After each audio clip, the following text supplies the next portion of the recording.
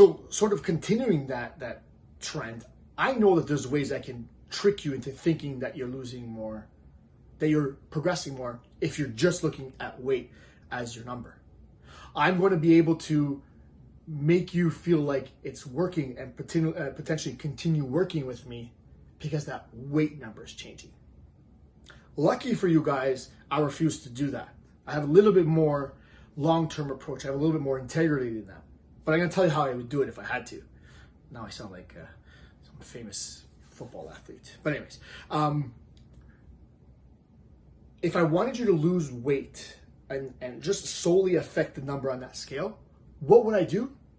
Is I would not let you to do any sort of resistance training at all. I would make you get a whole bunch of steps, perhaps even get into a whole bunch of cardio. You would still get into a calorie deficit because that dictates whether you're gaining or losing. We've talked about that. But what I would do is get you in a pretty moderate calorie deficit, maybe 500 calories or more. So let's say it takes you 2,000 calories to stay alive on a daily basis, your maintenance energy expenditure. I would take that down and get you down to about 1,600, 1,500 calories that you're ingesting on a daily basis. Just by that calorie deficit alone, I would expect about a pound a week of change.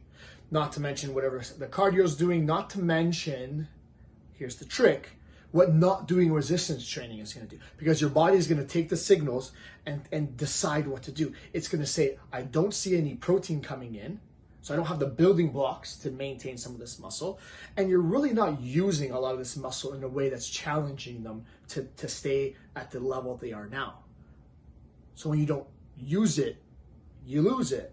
So your muscle will start coming down. So your weight's going to be coming down and you're going to see a change. And that's the fastest way to do it. The fastest. Because at no point are you maintaining any muscle, which is oftentimes what slows down the weight change on the scale. Because what I'm trying to do is maintain as much muscle as possible and preferentially burn body fat on your body. That is slower in the short term. But again, I'm not here to trick you that way. I want you to get to your goal. And I know for most people, when they want to lose weight, what they actually mean is they want to lose fat. So I want to melt the snow on your body. So I can't go down that route.